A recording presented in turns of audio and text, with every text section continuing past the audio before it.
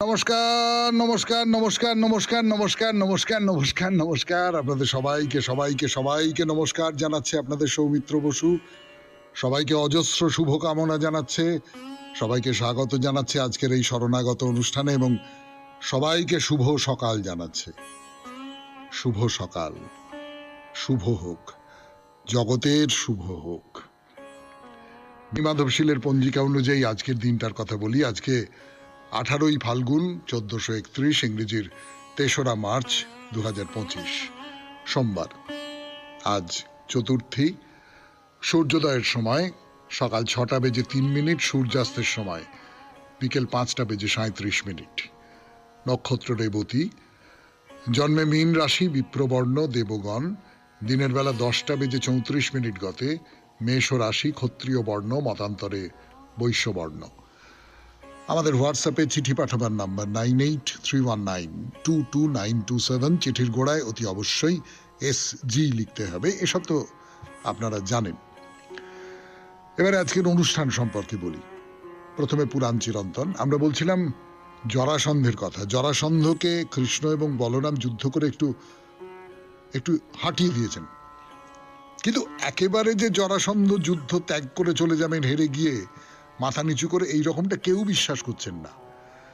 ফলে এইরকম একটা সময় দুটো কাজ করা যেতে পারে। একটা হচ্ছে জরাসন্ধর পেছু পেছু তাড়া করে যাওয়া যেতে পারে, আর একটা নিজেদের রাজ্যটাকে সুরক্ষিত রাখবার ব্যবস্থা করা যেতে পারে। তো এইসব নিয়ে আলোচনা হচ্ছে। বলছিলাম আপনাদের যে নানান রকমের পরামর্শ, বিকদ্রু, তিনি একজন অভিজ্ঞ মানুষ, তিনি নানা রকম পরামর্শ দিচ্ছেন। এরপর থেকে কি হলো না হলো সেই সব বলবো। তারপরে চলে যাব স্বামী বিবেকানন্দের রচনা থেকে পাঠ এই পর্বে। বহুত্বে একত্ব, এই নিয়ে যে প্রবন্ধটি, সেই প্রবন্ধটির থেকে খানিকটা অংশ পড়ে শোনানো হয়েছে, আবার একটুখানি অংশ আপনাদের পড়ে শোনাবো। তারপরে চলে যাব ঠাকুর শ্রী রামকৃষ্ণ পরমহংসদেবের কথামৃত থেকে পাঠ, স্বামী লোকেশ্বরানন্দের একটি রচনা পড়ে শোনাবো, আপনাদের চিঠিপত্র, এবং শেষে বাইরে দূরে। এই হলো আমাদের আজকের অনুষ্ঠান সূচি। তাহলে এখন একটু গান শুনি, গানের পর ফিরে আসছি জরাসন্ধকে নিয়ে কথা বলবার জন্যে। আপাতত বৃষ্ণিবীরেরা, যাদবেরা, কৃষ্ণ, বলরাম আছেন, বিকদ্রু আছেন, সবাই মিলে আলোচনায় বসেছেন। তো বিকদ্রু কি বলছেন? এই যে জরাসন্ধ চলে গেছে, তারপরে আমরা কি করব, আমাদের কর্তব্যটা কি, এই নিয়ে কি বলছেন? বলছে দেখুন, আর একটা বিপদ আছে। মথুরায় আমরা রাজত্ব করছি, আমাদের রাজত্বটাকে শান্তিতে সুশৃঙ্খলভাবে চালাচ্ছি আমরা। তা এটা তো অন্য অনেকগুলো রাজ্যের পছন্দ হয়নি, তাদের সঙ্গে আমাদের বিরোধিতার সম্পর্ক আছে।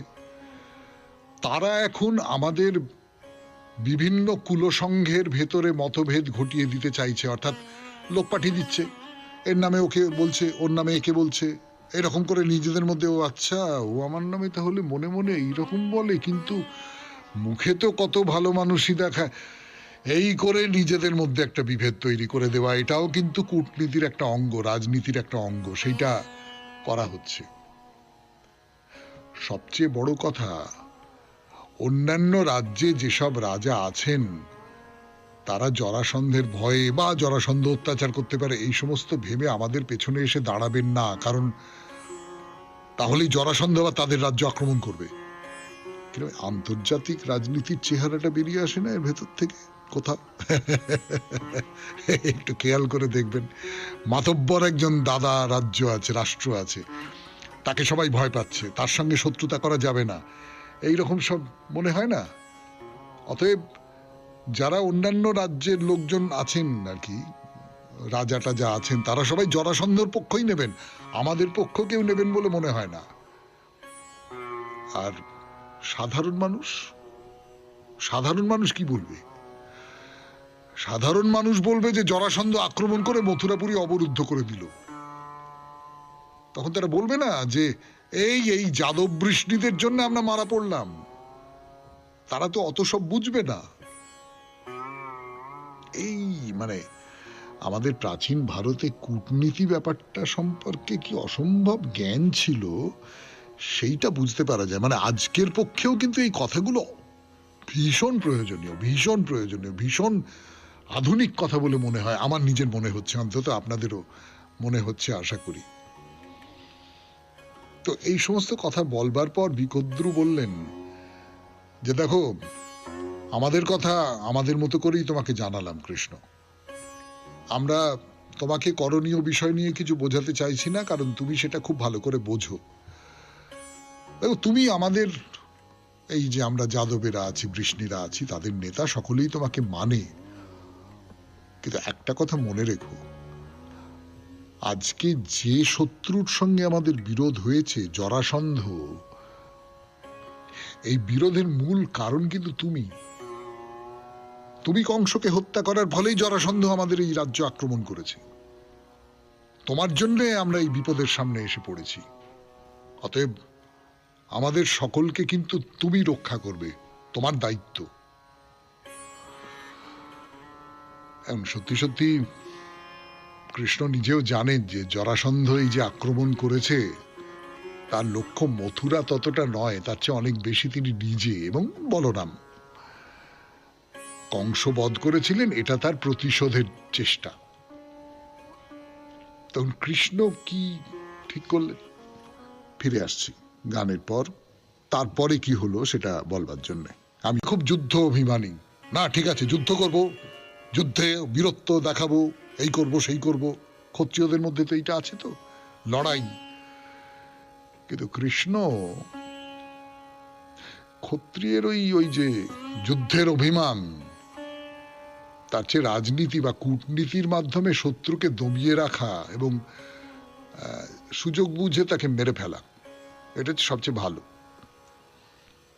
তো কৃষ্ণ বলছেন যে দেখুন, শত্রু যদি খুব বেশি বলবান হয় তবে তার কাছাকাছি থাকা উচিত নয়। যে রাজনীতিটা খুব ভালো করে বোঝে, সে কখন কোনটা করতে হবে সেইটা খুব ভালো করে বোঝে, তো সে শত্রুর শক্তি অনেক বেশি, তার থেকে দূরে সরে যাও। তারপর যখন সে বুঝবে যে নিজের শক্তিতে সে শত্রুকে মেরে ফেলতে পারবে, তখনই যুদ্ধ করবে, তার আগে যুদ্ধ করবে না, মরবার জন্য যুদ্ধ করবে না, ওই বীরত্বের কোনো মানে নেই। অতএব আমরা আপাতত পালাবো, আমি আর আমার দাদা বলরাম, এই দুজনে আমরা পালাবো। আমরা যত শক্তিশালী হই না কেন, আপাতত না, জরাসন্ধের ধারে পাশে থাকবো না। আমরা দক্ষিণে বা পশ্চিমে যেখানেই যাই না কেন, জরাসন্ধের রাগটা যেহেতু ব্যক্তিগতভাবে আমাদের দুজনের ওপর, অতএব সে আমাদের পেছনে ধাওয়া করবে এবং মথুরাপুরী বেঁচে গেল, সুরসেন দেশের মঙ্গল হলো। তো এই কথা বলে কৃষ্ণ আর বলরাম দুজনে মিলে তো পালালেন। কোথায় গেলেন? মথুরা থেকে বেরিয়ে দক্ষিণে সহ্যাদ্রি পাহাড় আছে, আপনারা নাম শুনেছেন, গেছেনও কেউ কেউ নিশ্চয়ই। সহ্যাদ্রি পাহাড়, তার কাছাকাছি গোমন্ত বলে একটি পাহাড় আছে, সেইখানে এসে উপস্থিত হলেন। তো পথের মধ্যে ভৃগুর পুত্র পরশুরামের সঙ্গে তাদের সাক্ষাৎ হয়, ওই করবীরপুর বলে একটি জায়গা, বেনা নদীর ধারে দেখা হয়। তা পরশুরামই তাদের বললেন যে ঠিক আছে, চলো গোমন্ত পর্বতে তোমাদের নিয়ে যাই। পরশুরাম খুব ভালো করে জানতেন যে কংস বধ করেছে, তার ফলে জরাসন্ধ কি পরিমাণ রেগে গেছে, সেই সমস্ত খুব ভালো করে জানেন। তো কৃষ্ণও জানতেন যে তার আর বলরামের মথুরা ত্যাগ করে চলে আসার খবর পাওয়া মাত্রই জরাসন্ধ মথুরা থেকে তার মনোযোগ সরিয়ে তাদের পেছু পেছু আসতে চাইবেন। তো জরাসন্ধ সত্যি সত্যি কৃষ্ণ এবং বলরামের পিছু পিছু গোমন্ত পাহাড় পর্যন্ত চলে এলেন এবং সেই পাহাড়, সেইটাকে অবরোধ করলেন। আজকে পুরাণ চিরন্তন এই পর্যন্তই থাক। এরপর স্বামী বিবেকানন্দের রচনা থেকে পাঠ। রচনার নাম বহুত্বে একত্ব। যতটা পড়েছিলাম তারপর থেকে পড়ে শোনাই আপনাদের খানিকটা। বটে ঈশ্বরেচ্ছায় ইহা সত্য হইলে বড়ই সুখের হইত, কিন্তু এই যুক্তিতে একটি দোষ আছে। তাহা এই উহা ধরিয়া লইতেছে যে শুভ ও অশুভ এই দুইটির পরিমাণ চিরনির্দিষ্ট। উহা স্বীকার করিয়া লইতেছে যে একটি নির্দিষ্ট পরিমাণ অশুভ আছে, ধরো তাহা যেন 100, আবার এইরূপ নির্দিষ্ট পরিমাণ শুভও আছে, আর অশুভ ক্রমশ কমিতেছে, শুভ কেবল অবশিষ্ট থাকিয়া যাইতেছে। কিন্তু বাস্তবিক কি তাই? জগতের ইতিহাস সাক্ষ্য দিতেছে যে শুভের ন্যায় অশুভ একটি ক্রমবর্ধমান সামগ্রী। সমাজের খুব নিম্ন স্তরের ব্যক্তির কথা ধরো, সে জঙ্গলে বাস করে, তাহার ভোগ ও সুখ অতি অল্প, সুতরাং তাহার দুঃখ অল্প। তাহার দুঃখ কেবল ইন্দ্রিয় বিষয়েই আবদ্ধ। সে যদি প্রচুর আহার না পায় তবে সে দুঃখিত হয়। তাহাকে প্রচুর খাদ্য দাও, তাহাকে স্বাধীনভাবে ভ্রমণ ও শিকার করিতে দাও, সে ঠিক ঠিক সুখী হইবে। তাহার সুখ দুঃখ সবই কেবল ইন্দ্রিয়ে আবদ্ধ। মনে করো সেই ব্যক্তির জ্ঞানের উন্নতি হইল, তাহার সুখ বাড়িতেছে, তাহার বুদ্ধি খুলিতেছে। সে পূর্বে ইন্দ্রিয়ে যে সুখ পাইত এখন বুদ্ধিবৃত্তির চালনা করিয়া সেই সুখ পাইতেছে। সে এখন একটি সুন্দর কবিতা পাঠ করিয়া অপূর্ব সুখ আস্বাদন করে। গণিতের কোনো সমস্যার মীমাংসায় তাহার সারা জীবন কাটিয়া যায়, তাহাতেই সে পরম সুখ ভোগ করে। কিন্তু সঙ্গে সঙ্গে অসভ্য অবস্থায় যে তীব্র যন্ত্রণা সে অনুভব করে নাই, তাহার স্নায়ুগণ সেই তীব্র যন্ত্রণা অনুভব করিতে ক্রমশ অভ্যস্ত হইয়াছে। অতএব সে তীব্র মানসিক কষ্ট ভোগ করে। একটি খুব সোজা উদাহরণ লও। তিব্বতে বিবাহ নাই, সুতরাং সেখানে প্রেমের ঈর্ষাও নাই। কিন্তু তথাপি আমরা জানি বিবাহ অপেক্ষাকৃত উন্নত সমাজের পরিচায়ক। তিব্বতীরা নিষ্কলঙ্ক স্বামী ও নিষ্কলঙ্ক স্ত্রীর বিশুদ্ধ দাম্পত্য প্রেমের সুখ জানে না। কিন্তু তাহারা সঙ্গে সঙ্গে ইহাও জানে না একজন ভ্রষ্ট বা ভ্রষ্টা হইলে অপরের মনে কি ভয়ানক ঈর্ষা, কি ভয়ানক অন্তর্দাহ উপস্থিত হয়। একদিকে এই উচ্চ ধারণায় তাহাদের সুখের বৃদ্ধি হইল বটে, কিন্তু অপরদিকে দুঃখবোধেরও বৃদ্ধি হইল। শুনলেন স্বামী বিবেকানন্দের রচনা থেকে পাঠ, বহুত্বে একত্ব। এরপরে গান, গানের পর কথা অমৃত। আমি আছি আপনাদের সঙ্গে, আপনাদের সৌমিত্র বসু। শুনছেন শরণাগত 92.7 বিগ FM এ। এবারে কথা অমৃত থেকে পাঠ 92.7 বিগ FM এ শরণাগত অনুষ্ঠানে ঠাকুরের কথা বলছি। ঠাকুর যেভাবে কথা বলতেন, যেসব কথা বলতেন, সেই সব কথা লিখে রেখেছেন মাস্টারমশাই মহেন্দ্রগুপ্ত। তার এই বই থেকে পড়ে শোনাচ্ছি আপনাদের, আর সঙ্গে টুকটাক আমার নিজের যা কিছু কথা বলবার সেগুলো বলি। তো ঠাকুর যেটা বলছেন, সাকার ভাবে তুমি সাধনা করো, নিরাকার ভাবে তুমি সাধনা করো, যা ইচ্ছে করে তুমি ঈশ্বরকে ডাকো। কিভাবে ডাকবে সেটা তোমার ব্যাপার, ঈশ্বর তাতে সাড়া দেবেন। তুমি যদি ডাকো, ব্যাকুল হয়ে ডাকো, সর্বস্ব ছুঁড়ে ফেলে দিয়ে ডাকতে পারো, তাহলে ঈশ্বর তোমাকে সাড়া দেবেন। এই সোজা কথা বলে বলছেন। তবে নিরাকারবাদীদের ভুল কি জানো? ভুল এই যে তারা বলে তিনি নিরাকার, আর সব মত ভুল। ঠাকুর কিন্তু ওই যত মত তত পথ। তুমি যেভাবে ইচ্ছে সাধনা করো, যেভাবে ইচ্ছে তাকে ডাকো। ওই যে আমার পথটাই ঠিক পথ, এই মতটা ঠাকুর একেবারে পছন্দ করেন না। তো ঈশানকে বলছেন যে সেই চিৎ শক্তি, সেই মহামায়া চতুর্বিংশতি তত্ত্ব হয়ে রয়েছেন। এই চতুর্বিংশতি তত্ত্ব, এইটা আমাদের হিন্দু ধর্মের, হিন্দু দর্শনের একটা ব্যাপার, যেটা হচ্ছে এই 24টা তত্ত্ব দিয়ে আমাদের যাবতীয় কার্যকলাপ, যা কিছু সমস্ত কিছু এই 24টা তত্ত্ব দিয়ে। সেই তত্ত্বের মধ্যে পুরুষ আছে, প্রকৃতি আছে, অহংকার আছে, মন আছে, 5টা কর্মেন্দ্রিয় আছে, 5টা জননেন্দ্রিয় আছে, 5টা তন্মাত্র আছে, এইরকম সব 24টা। সেই 24টা যে তত্ত্ব, তাই দিয়ে আমাদের আমাদের আমাদের যা কিছু আমরা করি, সেই সমস্ত কিছু এর মধ্যে দিয়েই আমরা করি। তো ঠাকুর বলছেন যে এর একেবারে কেন্দ্রে কি আছে? এই চতুর্বিংশতি তত্ত্ব, 24টা তত্ত্ব, এর কেন্দ্রে কে আছেন? মহামায়া। বলে একটা অভিজ্ঞতার কথা বলছেন। বলছেন আমি ধ্যান করছিলাম, তো ধ্যান করতে করতে মন চলে গেল রসকের বাড়ি। রসকে ম্যাথর মানে রসিক আর কি তার নাম।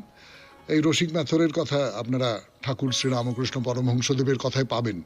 যাই হোক, তা মনকে বললাম থাক শালা ওইখানে থাক। মা দেখিয়ে দিলেন ওর বাড়ির লোকজন সব বেড়াচ্ছে খোল মাত্র, ভেতরে সেই এক কুলকুণ্ডলিনী, এক ষটচক্র। আলাদা আলাদা মানুষ, তাদের আলাদা আলাদা পরিচয়, তাদের আলাদা আলাদা সামাজিক অবস্থান, কিন্তু ভেতরে ভেতরে সেই সেই সেই সেই আদ্যাশক্তি। এই আদ্যাশক্তি মেয়ে না পুরুষ? তা আমি ওদেশে দেখলাম লাহাদের বাড়িতে কালী পুজো হচ্ছে, মায়ের গলায় পইতে দিয়েছে। তাই জিজ্ঞেস করলো মায়ের গলায় পইতে কেন? তো যে বাড়ির ঠাকুর তাকে সে বললো, ভাই তুই মাকে ঠিক চিনেছিস, কিন্তু আমি কিছু জানি না মা পুরুষ কি মেয়ে। মা তো পুরুষও হতে পারে। হ্যাঁ, আমরা মাকে মা বলে ডাকতে একটা আরাম পাই, সেই জন্য আমরা নারী রূপে তাকে দেখি, কিন্তু মা তো পুরুষও হতে পারে। পুরুষ নারীর তো কোনো ভেদ নেই। শুনছেন 92.7 বিগ FM এ শরণাগত কথামৃত থেকে পাঠ। আরো পাঠ করবার জন্য ফিরে আসছে আপনাদের সৌমিত্র বসু। মাঝখানে একটু গানের পর বলছি মহামায়ার কথা, মহামায়ার লীলার কথা বলছেন ঠাকুর শ্রী রামকৃষ্ণ পরমহংসদেব। যে তিনি পুরুষও হতে পারেন, নারীও হতে পারেন। এরকম আছে সেই মহামায়া শিবকে টপ করে খেয়ে ফেললেন। মার ভেতরে ষটচক্রের জ্ঞান হলে শিব মায়ের উরু দিয়ে বেরিয়ে এলেন, তখন শিব তন্ত্রের সৃষ্টি করলেন, অর্থাৎ শিবকেও তিনি নিলেন। কিন্তু এই যে উরু দিয়ে বেরিয়ে এলেন, আমার বিবেচনায়, আমি অত জানি না সত্যি মিথ্যে, এই যে উরু দিয়ে বেরিয়ে এলেন তার কারণ শিব তার সন্তানও বটে। শিবকে তিনি সৃষ্টিও করলেন বটে, তাকে বিনাশ করলেন, তাকে আবার সৃষ্টি করলেন। এই যে এই যে এই যে ধারাবাহিকতা এইটা চলছে। তো সেই চিৎ শক্তি, সেই মহামায়া শরণাগত হতে হয়। তো ঈশান বলছেন আপনি কৃপা করুন। ঠাকুর বলছেন যে সরলভাবে বলো, হে ঈশ্বর দেখা দাও আর কাঁদো কাঁদো। বলো হে ঈশ্বর কামিনী কাঞ্চন থেকে মন তফাৎ করো আর কাঁদো, ব্যাকুল হয়ে কাঁদো। এইটাই হচ্ছে তোমার কাজ। এইটা করলে তুমি দেখা পাবে। আর ডুব দাও। ওপর ওপর ভাসলে বা সাঁতার দিলে কি রত্ন পাওয়া যায়? ডুব দিতে হয়, ডুব দিতে হয়। ডুব ডুব ডুব ডুব সাগরে আমার মন।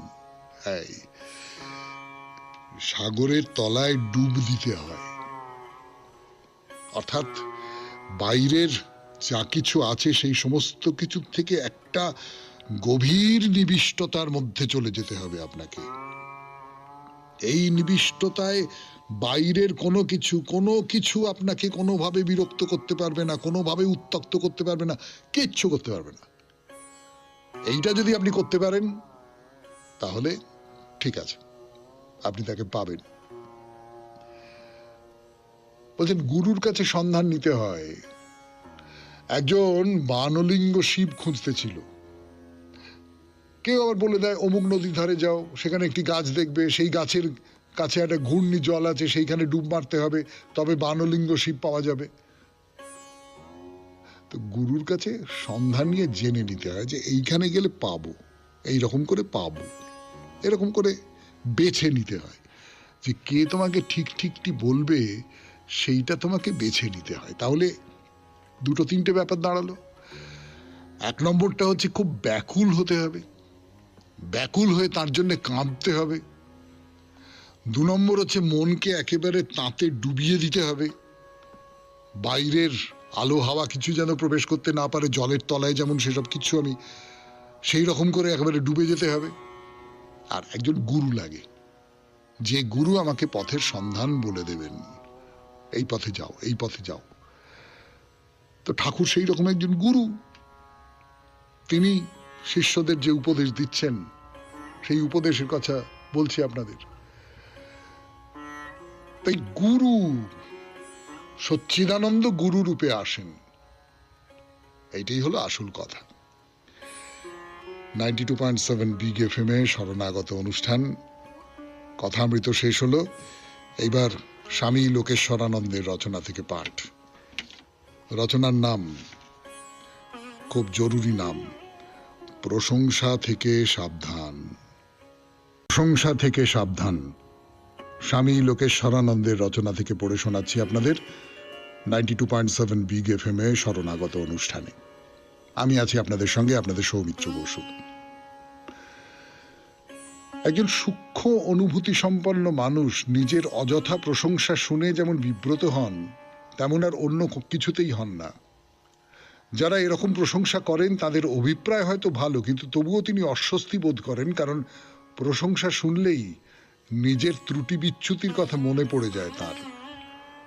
যে নির্বোধ সে কিন্তু প্রশংসা শুনলে খুব খুশি হয়, বোঝে না এতে সে আরো হাস্যাস্পদ হচ্ছে।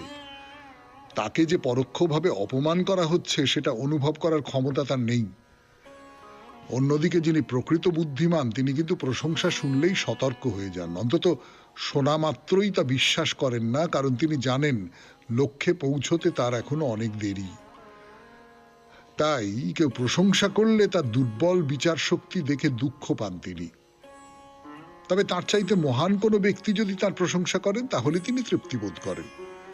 অবশ্য তিনি সেই প্রশংসার যোগ্য কিনা সে বিষয়ে তখনও তার সন্দেহ থেকেই যায়। এরকম যে হয় তার কারণ নিজের সম্বন্ধে নিজের মূল্যায়নের ওপরেই তার আস্থা বেশি। যিনি প্রকৃত গুণী, স্বীকৃতি নিয়ে তার তেমন মাথা ব্যথা নেই। নিজেকে কি করে আরো সমৃদ্ধ, আরো উন্নত করা যায় তাই তার চিন্তা। অন্যরা তাকে স্বীকৃতি দিতে পারেন, কিন্তু তিনি জানেন 5 জনের প্রশংসা সাফল্যের মানদণ্ড নয়। গ্যালিলেও যে সত্য আবিষ্কার করেছিলেন সেজন্য নোবেল পুরস্কার পেতে পারতেন তিনি, যদি তখন তা চালু থাকতো। অথচ তার ভাগ্যে যে পুরস্কার জুটেছিল তা হলো জনসাধারণের কাছে চূড়ান্ত অপমান। প্রতিভা সম্পন্ন মানুষ সর্বদাই অসুখী, কারণ তার কখনোই মনে হয় না যা তিনি করেছেন তা যথেষ্ট। তার জীবন অবিরাম সংগ্রামের, নিজের শ্রেষ্ঠ গুণগুলি বিকশিত করার সংগ্রাম। তিনি যে প্রশংসা অপছন্দ করেন তার কারণ তাতে আত্মতুষ্টি আসে, সংগ্রাম শ্লথ হয়ে যায়। কিন্তু দুর্ভাগ্য তার যে প্রশংসায় অভিভূত হয়ে পড়ে। গুণী ব্যক্তি যখন প্রশংসা উপভোগ করতে শুরু করেন তখন বুঝতে হবে তার অধঃপতনের আর দেরি নেই। যে প্রশংসায় অভিভূত হয় সমালোচনা শুনলেও সে বিচলিত হবে। সমালোচনা শুনলে একজন গুণী মানুষের কি রকম প্রতিক্রিয়া হবে? সমালোচনা সঠিক হলেও সম্ভবত তার তীব্র প্রতিক্রিয়া হবে। এটা যেমন খারাপ, প্রশংসায় উল্লসিত হওয়াও সেরকমই খারাপ, বোধহয় আরো খারাপ। এক অর্থে যারা সমালোচক তারাই মানুষের শ্রেষ্ঠ বন্ধু, কারণ তারা কোনো ব্যক্তির গুণ এবং দোষ দুটিই দেখিয়ে দিতে পারেন যা তিনি নিজে বুঝতে পারেন না। হিন্দু শাস্ত্র বলে প্রশংসা ও নিন্দা দুয়ের পারে আমাদের যাওয়া উচিত। অসাধারণ উপদেশ, কারণ দুটোই তো ভুল হতে পারে। তবু একদিক থেকে সমালোচনাই বরং ভালো, কারণ তা যদি মিথ্যাও হয় তাহলেও সাবধান বাণী হিসেবে মূল্য আছে। আপনি যদি বিচক্ষণ হন তো ত্রুটিগুলি যে আপনার মধ্যে সত্যি নেই সে ব্যাপারে আরো একবার নিশ্চিন্ত হয়ে যাবেন। একেবারে নিকৃষ্ট সমালোচকের চাইতেও কঠোরভাবে আত্মসমালোচনা করা দরকার, কারণ আত্মপ্রশংসা নয়, আত্মপর্যালোচনা ও আত্মবিশ্লেষণের মাধ্যমেই মানুষ পূর্ণতার পথে এগিয়ে যেতে পারে। পূর্ণতা লাভের জন্য প্রয়োজন কঠোর সংগ্রাম এবং মাথার ঘাম পায়ে ফেলা। আরামে এবং বিলাসিতায় গা ভাসিয়ে পূর্ণ হওয়া যায় না। একজন চরিত্রবান মানুষ নিজেই নিজের শ্রেষ্ঠ বিচারক। বিচারের মানদণ্ডটি একান্তভাবেই তার নিজস্ব এবং তিনি তার আদর্শের মান ক্রমাগতই বাড়িয়ে যান। নিজের বর্তমান অবস্থায় তিনি সন্তুষ্ট নন, কারণ তিনি জানেন তার চরিত্রের পূর্ণ বিকাশ এখনো হয়নি। তার চরিত্রের এমন কোনো ত্রুটির কথা যদি মানুষ বলে যা তিনি ঘুণাক্ষরেও জানতেন না, তাহলে অবশ্য আলাদা কথা, নচেত কোনো সমালোচনাতেই তিনি বিচলিত হন না। জ্ঞানীগুণী মানুষ ছাড়া সাধারণের প্রশংসায় তিনি দৃক্পাত করেন না। যোগ্য মানুষের প্রশংসায় হয়তো তার আনন্দ হয়, কিন্তু তিনি মনে করেন ওই প্রশংসা তার প্রাপ্য নয়। প্রশংসার চাইতে সমালোচনাই কাম্য তার, কারণ শেষেরটি তাকে এগোতে সাহায্য করে। সফলতা এমন এক লক্ষ্য যা হয়তো ধরাছোঁয়ার বাইরে, কিন্তু সাফল্য লাভের দৃঢ় প্রচেষ্টার মধ্যে একটা সুখ আছে। পাছে এই সুখ থেকে বঞ্চিত হতে হয়, তাই তিনি প্রশংসা এড়িয়ে চলেন। প্রশংসা এক ধরনের মিথ্যা আত্মতুষ্টি জাগিয়ে মানুষকে দুর্বল করে দেয়। সাহসের সঙ্গে সব প্রতিকূলতার মোকাবিলা করার জন্য যে উৎসাহের প্রয়োজন হয়, প্রশংসা তা নষ্ট করে দেয়। জীবনে ব্যর্থতা আসেই, কিন্তু এই ব্যর্থতা থেকেই আবার একদিন সাফল্য আসে। ব্যর্থতাকে শান্তভাবে মেনে নেওয়া এবং দৃঢ়তর সংকল্প নিয়ে নতুন সংগ্রামে ঝাঁপিয়ে পড়া, তার মধ্যেই মানুষের আসল পরীক্ষা। প্রশংসা থেকে সাবধান শুনলেন স্বামী লোকেশ্বরানন্দের রচনা থেকে পাঠ। গানের পর চিঠিপত্র। গানের পরে এবারে চিঠিপত্র। কৃষ্ণা মণ্ডলের চিঠি, ভিআইপি রোড, তেঘরিয়া থেকে লিখেছেন তিনি। তার কথা শোনাই আপনাদের 92.7 বিগ FM এ স্মরণত অনুষ্ঠানে। এই চিঠির একটি নাম দিয়েছেন তিনি, কোনো এক অমৃতের সন্ধানে। পড়ি। আলোকপথের দিশারি সৌমিত্র বসু মহাশয়কে নমস্কার। আজ আমি এমন একটি বিষয় নিয়ে কিছু কথা বলতে চাই, তা হয়তো সবার ভালো না লাগতেও পারে। বিস্ময় লাগে, আমরা কোন অমৃত লোকের সন্ধানে চলেছি। যখন দেখি আমার সহযাত্রী, সহকর্মী, আত্মীয়, বন্ধুর মৃতদেহের উপর দিয়ে চলেছি মোক্ষ লাভের উদ্দেশ্যে, এতে কি কোনো অমৃত সুধা লাভ করতে পেরেছি? এত মানুষ কোন অমৃতের সন্ধানে চলেছে মানুষের মৃতদেহের উপর দিয়ে? মোক্ষ লাভ হলে কি হয়? স্নানের পর যে আমি, সেই আমিই তো রয়ে গেলাম। সত্যিই কি আমার কোনো পরিবর্তন হলো? এত মানুষের যদি মোক্ষ লাভ হয়, তাহলে জগতে আর কোনো খারাপ বলে কিছু থাকে না, তাই না? আচ্ছা বলুন তো, সেই ডাক্তার মেয়েটার কি দোষ ছিল, বা সেই বাচ্চা মেয়েগুলোর, যারা তাদের জীবনের কোনো কিছু শুরু করবার আগেই এত ভয়ঙ্কর অত্যাচারের মধ্যে দিয়ে জীবনের শেষ দেখে নিতে বাধ্য হলো? আবার একটা কথা বলা হয় না, যেমন কর্ম করবে তেমন ফল ফলবে। এরা খারাপ কাজ করার সময়টা কোথায় পেল?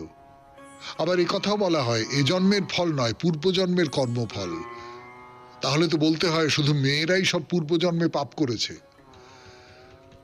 শেষ কথা বলি, যে 50 কোটি মানুষের পুণ্য স্নানের পর সঙ্গমস্থলে কি সেই পরিযায়ী পাখিরা, যাদেরকে আমি দেখেছিলাম, হাতে করে খাইয়েছিলাম, তারা কি এসেছে? কি জানি। নমস্কারান্তে, কৃষ্ণা মণ্ডল, ভিআইপি রোড, তেঘরিয়া।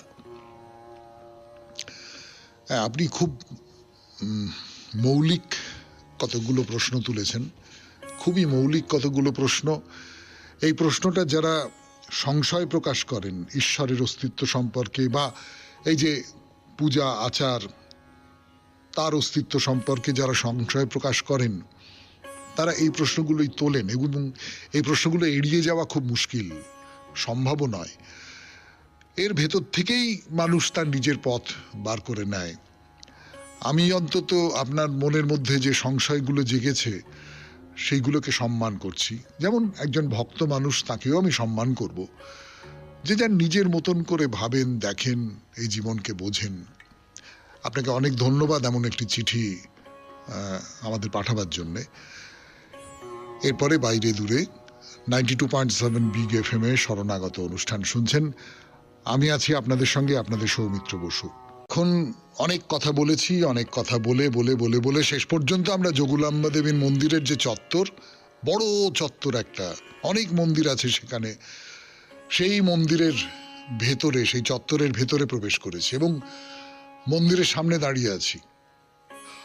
অপূর্ব সুন্দর সেই মন্দির, অসাধারণ অসাধারণ সুন্দর। এবং এই প্রাচীন মন্দির, তো প্রাচীন মন্দিরের মধ্যে দেখবেন একটা খুব খুব সুন্দর সুডৌল, খুব একেবারে পুরোটা মসৃণ, মসৃণ শব্দটা ব্যবহার করতে চাই, এই রকমটা নয়। তার মধ্যে কোথাও একটা প্রাচীনত্বের একটা ব্যাপার রয়েছে। অনেক হাওয়া, অনেক বৃষ্টির জল, অনেক শীতের কুয়াশা, এই সমস্ত কিছুর আঘাত পেয়েছে এই সমস্ত মন্দির, এই সমস্ত মন্দিরের গঠন। এটা যেন বুঝতে পারা যায়।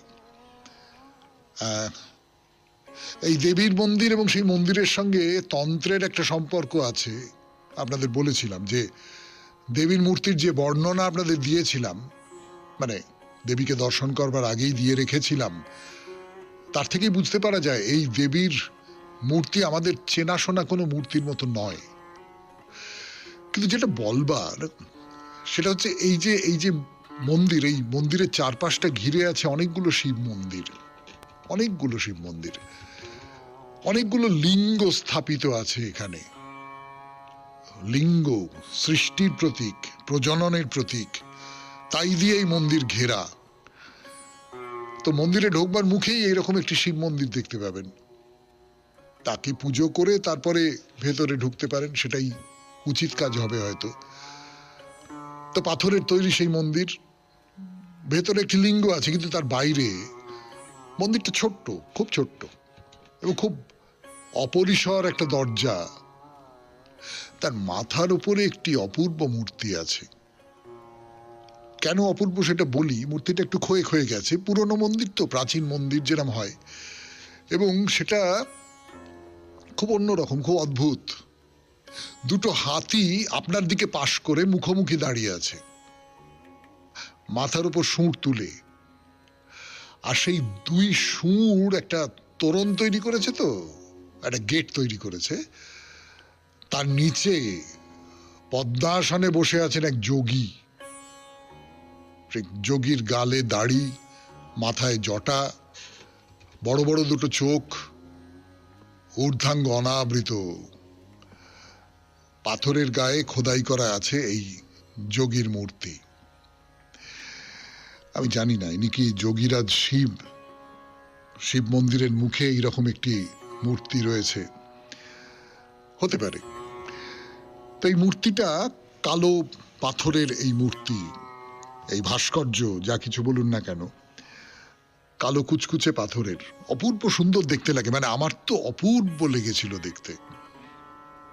তো দেখা শেষ করে আপনি ওই ছোট্ট মন্দিরের ভেতরে প্রবেশ করলেন। লোহার একটা গেট আছে বাইরে, গরাদের মতন একটা গেট আছে, সেটা পার হয়ে ভেতরে একটা ছোট্ট লিঙ্গ রয়েছে, বেশ ছোট।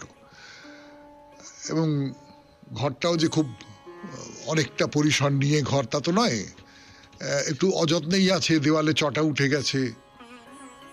তাই লিঙ্গটি অবস্থান করছে, তাকে পুজো দিলেন, পরিক্রমা করলেন তার চারপাশে, তারপর বেরিয়ে এলেন সেই ঘর থেকে। শুনছেন বাইরে দূরে তেলেঙ্গানার এই যে মন্দিরটি, যোগুলাম্বা দেবীর মন্দির, এই মন্দিরে আপনাদের নিয়ে এসেছি আপনি 92.7 বিগ FM এ। এই মন্দির নিয়ে আরো কথা, ফিরে আসছি গানের পর। কথা শুরু করছি 92.7 বিগ FM এ শরণাগত অনুষ্ঠানে। না, মন্দিরে ঢোকবার মুখেই একটাই যে শিবলিঙ্গ আছে এমনটা নয়, গোটা মন্দির জুড়েই, মানে মন্দির চত্বর জুড়েই অনেকগুলো শিবলিঙ্গ আছে। তার কারণ বোঝা যে কঠিন তা তো নয়। যেখানে দেবী আছেন, মা দুর্গা বা অন্য যে কোনো দেবী, আমরা তো এর আগে বলেছিলাম, পুজোর সময় বলেছিলাম যে দুর্গা বলুন, সরস্বতী বলুন, লক্ষ্মী বলুন, মহাকালী বলুন, সকলেই কিন্তু একই দেবীর বিভিন্ন রূপ, এবং সেই দেবী হচ্ছেন ফসলের দেবী, প্রজননের দেবী, সৃষ্টির দেবী। তো যাই হোক, এই দেবী যেখানে আছেন, প্রকৃতি যেখানে আছেন, সেখানে তো পুরুষ থাকতেই হবে, শিব থাকতেই হবে। এ তো দর্শন শাস্ত্রের কথা যে প্রকৃতি আর পুরুষ সবসময় একসঙ্গে থাকবেন। আসলে এই মন্দিরের অনেকগুলো দরজা আছে, তার মধ্যে পূব দিকের যে দরজা, সেইখান দিয়ে প্রবেশ করবার সময় আপনি এই শিবের মন্দির দেখেছেন, আরো দেখবেন। এবং একটা কথা আপনাদের বলি যে শৈব এবং বৈষ্ণব ধর্মের নানান রকমের চিহ্ন ছড়িয়ে রয়েছে এই মন্দিরের মধ্যে, এবং দেবীর মন্দির মানে শাক্ত মন্দির তো, কিন্তু প্রচুর পরিমাণে শৈব এবং বৈষ্ণব ধর্মের নানান রকমের সব চিহ্ন, নানান অভিজ্ঞান, সেগুলো রয়েছে। তো এর আগের যে শিব মন্দিরটার কথা বলছিলাম, ছোট্ট শিবলিঙ্গ নিয়ে, ছোট্ট, না, সবকটা শিব মন্দির যে একরকম তা বলা যাবে না। আর একটা শিবলিঙ্গ দেখাই আপনাদের। এটা কিন্তু তুলনায় বড়, কালো মসৃণ পাথরের শিবলিঙ্গ। মাথার উপর একটা ছাদ আছে, কিন্তু সেই ছাদটার দুপাশের দেওয়াল নেই, থাম দিয়ে ছাদটাকে ধরে রাখা হয়েছে। মানে আপনি এইখানে শিবের সামনে বসে আপনি খোলা আকাশ দেখতে পাবেন। মানে কোনো মন্দিরের বদ্ধ ঘরের মধ্যে এই শিবলিঙ্গ অবস্থান করছেন না। ভারী চমৎকার একটা বড় জায়গা, পুরনো ধরনের পাথরের থাম, মাথার উপরে মন্দিরের চূড়া, সেই চূড়ায় প্রাচীন ধরনের সমস্ত কারুকাজ। দেখলেই আপনার মনে হবে যে আপনি আজ থেকে অনেক অনেক বছর পিছিয়ে, এই ধরুন ষষ্ঠ কি সপ্তম শতাব্দীর এই তেলেঙ্গানা, এই অঞ্চল, সেখানে উপস্থিত হয়েছেন। তো এই রাস্তা চলে গেছে এই মন্দিরের পাশ দিয়ে, যে বড় একটা দালান, তার পাশ দিয়ে রাস্তা চলে গেছে। অন্যদিকে একটা মন্দির রয়েছে, সাদা চুনকাম করা, বোঝাই যায় অনেক পরবর্তীকালের নির্মাণ। তো এই যে বাঁদিকের যে মন্দিরটার কথা বলছিলাম, প্রাচীন মন্দিরটার কথা, সেখানে খুব ছোট ছোট ছোট ছোট সব মূর্তি খোদাই করা আছে। যেমন ধরুন একটা গণেশের মূর্তি, আর পাথরের গায়ে খোলা জায়গায় মূর্তি তো খুব অক্ষত অবস্থায় আছে এমন কথা বলা যাবে না। ওই রোদ বৃষ্টি ঝড়ের অত্যাচার তো আছেই, কিন্তু তবু এর সৌন্দর্য উপলব্ধি করা যায়। ছোট্ট গণেশ, বালক গণেশ, একটা হাঁটু তুলে অন্য হাঁটু নামিয়ে বাবু হয়ে বসে আছে। হ্যাঁ, স্পষ্ট দেখা যাচ্ছে। ভারী সুন্দর, ভারী অপূর্ব সব ভাস্কর্য। কিন্তু না, আজকে আর সময় হবে না, এইখানেই শেষ করি। বাইরে দূরে তথা শরণাগত আমাদের হোয়াটসঅ্যাপে চিঠি পাঠাবার নাম্বার 9831922927। চিঠির গোড়ায় অতি অবশ্যই SG লিখতে হবে। এবার তাহলে কবিতা, রবীন্দ্রনাথের কবিতা, শেষ সপ্তকের একটি কবিতা পড়ে শোনাই আপনাদের। কবিতার কোনো নাম নেই, সংখ্যা আছে 37। বিশ্বলক্ষ্মী, তুমি একদিন বৈশাখে বসেছিলে দারুণ তপস্যায় রুদ্রের চরণতলে। তোমার তনু হলো উপবাসে শীর্ণ, পিঙ্গল তোমার কেশপাশ। দিনে দিনে দুঃখকে তুমি দগ্ধ করলে দুঃখেরই দহনে, শুষ্ককে জ্বালিয়ে ভস্ম করে দিলে পূজার পুণ্য ধূপে। কালোকে আলো করলে, তেজ দিলে নিস্তেজকে, ভোগের আবর্জনা লুপ্ত হলো ত্যাগের হোমাগ্নিতে। দিগন্তে রুদ্রের প্রসন্নতা ঘোষণা করল মেঘ গর্জনে, অবনত হলো দাক্ষিণ্যের মেঘপুঞ্জ উৎকণ্ঠিতা ধরণীর দিকে। মরুবক্ষে তৃণরাজি শ্যাম আস্তরণ দিল পেতে, সুন্দরের করুণ চরণ নেমে এলো তারপরে।